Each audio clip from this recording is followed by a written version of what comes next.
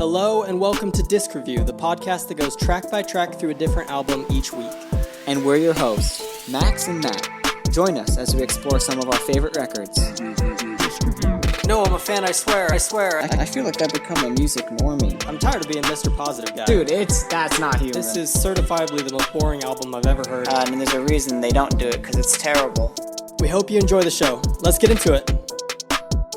This week on Disc Review, we're looking at a community suggestion, Stories for Monday by the Somerset, an album we both really like. I've listened to this album plenty of times and I got a lot to say. I'm excited to jump in. Yeah, I haven't listened to this in forever, maybe years, and going back through it was a lot of fun. I think that this is a very upbeat, poppy, party album, and yeah, I enjoyed it. Well, yeah, let's talk about the theme of this record. You brought up party. That's a big kind of metaphor in the album, I think. You know, Stories for Monday is the name. Kind of is pulling from that imagery. Same with the album art, which is them at a party, just staring right at you. But you know, it's implying that you're partying on the weekend and you've got these stories from the weekend for a Monday.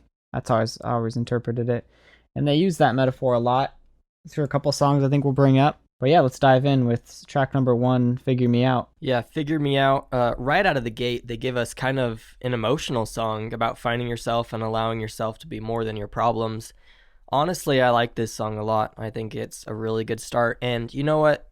This album is a lot about party, but I don't want that to turn people off to the message, because I think that while it does talk about partying a lot, it uses that in a way to describe things that are deeper than that, I think. Well, yeah, I don't think it's not so much about literally partying. It's party is a metaphor for life, and the party ends and so does life, and that he plays with that messaging a lot in some of the later songs. But yeah, and I think what this record is so good at doing, in a lot of other tracks he does this, but it's just really good at capturing that nostalgia for youth, and he's definitely playing with that idea a lot. This entire record is about youth and about it ending and what you're going to do with the time you have. And you're right, it's not just about partying, but he uses the imagery of partying to kind of evoke those feelings.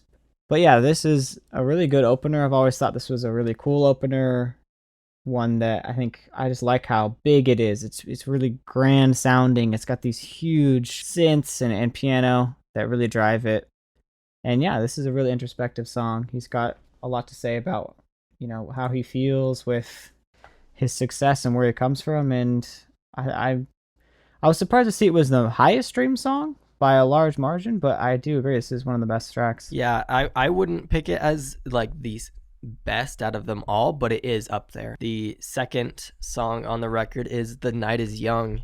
I forgot how much good piano there is on this album. It's great, honestly. This has got a pretty catchy chorus, but I can't say it's my favorite just because I don't really care for the message of this one too much. Maybe if I had been into this song as a teenager, I would have, it would have hit different. But what do you think? I really like this one. It's pure like high school nostalgia vibes for me. They're definitely tapping into that imagery a lot in the song, and I listened to this record in high school, so it kind of works for me. But yeah, I think it's a really good song. It's the second highest streamed, and yeah, I think people really do. I mean, the piano just hits. It's really kind of iconic. The third track is Missing You, just a song about a girl who takes horrible care of sweaters. Dude, she let the stitches stretch out. You can't trust this girl with your hoodies at all. She's a maniac. Yeah, when I think of like the single from this, I think of this one for some reason. It just fits that really poppy single vibes. It's just kind of classic in that way. It's just a, kind of breakup song kind of vibes. But the chorus is really, really strong here, and I think that he gets a good chance to show off why he's such a good frontman and singer in this track. I just think the style is really good. I know we talk about this a lot, but the production is really good on this record. I think it goes a long way in a lot of these tracks that just really make them stand apart and make this record special. Yeah, when I think of this record, I think of this song and the next two songs. Like, they are grouped together very well. They're all very iconic. The next song is Jean Jacket, which is maybe the most iconic on this album. I don't know how you feel about that, but this is one of those songs that made me want to review this album. Yeah. I mean, there's a line where he says the summer sweat, and I've never heard a band come so close to shouting out their own name without actually doing it.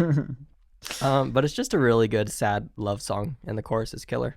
Yeah, I think this is probably my pick for the best summer song ever. I think it's just so good at what it's trying to do. The imagery and the emotion just hits, and I think it's just really good at making you long for like times gone, and that nostalgia feeling is just so strong here that I was talking about. This is like a highlight for the record. And that brings us to All My Friends, this is my pick for the best song on the album. I just think it's really fun. And the party vibe is undeniable. Pretty much every line is interesting to me. This is a classic case of a guy ditching the boys for a girl he met 10 seconds ago. Yeah. Also, this woman is a psycho, dude. Breaking into her ex's house to have sex. That's crazy person behavior. I mean, he's not denying this is craziness. He's just saying I love the good time. Yeah, this record, I mean, this song is so good. I think it's a perfect pop song. I can't believe how good they make that guitar sound. It just hits from the first second the song starts. You hear that guitar and it just works. But yeah, the lyrics are really clever. It never bores you. It's always interesting. It's telling a story, obviously, really well. You can just get lost in this song. This is the one that, clearly it's talking a lot about partying, but it's just here to have some fun, and it's a great song. Next is Change Your Mind. Something about this song reminds me a lot of the 1975. It's I think it's probably like the synthy piano they got going on.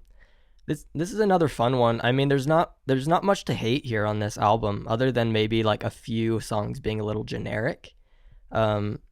I mean, a few of the songs do sound really similar, but I still think that the ones that do that, like this one, are still a great time.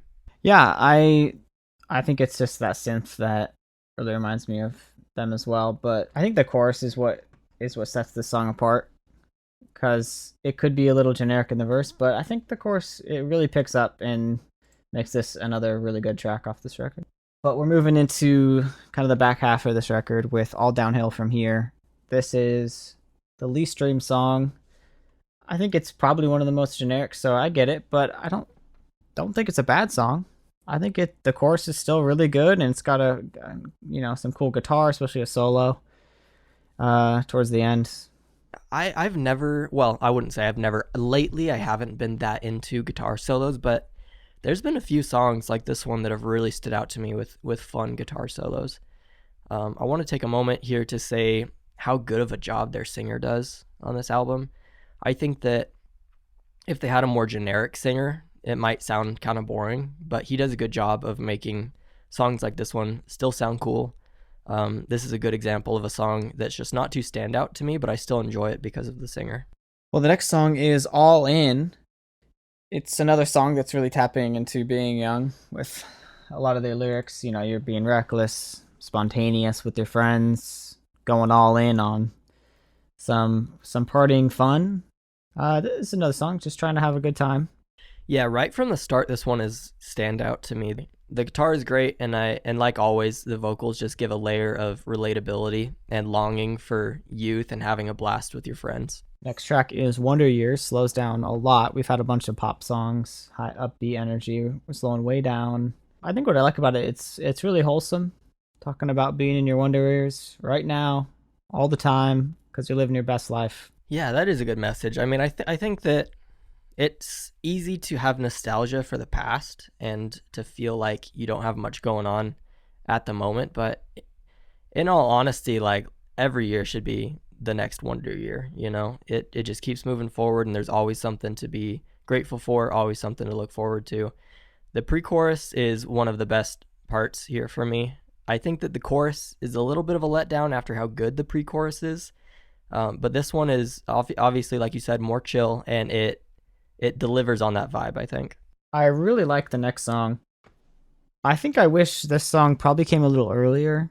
I think if they had established the theme of this album and the kind of messaging earlier and kept that up throughout the whole record, I could honestly even call this like a concept record with how much you could do with this. But it sets up a motif right at the end of the record, and it kind of continues that into the next song.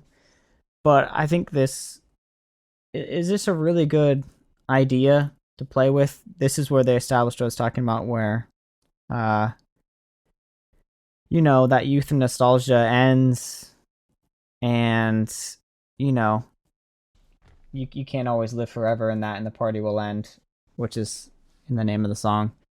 And on top of that, it's just a really good song. It's got a great chorus and some great energy. Yeah, coming near the end of the record here, I would say it's really easy to fumble it and kind of just put some boring songs. And while my favorite songs are at the top of this record, I'd say this one is definitely strong enough to keep me from turning off the album prematurely. It's got great energy.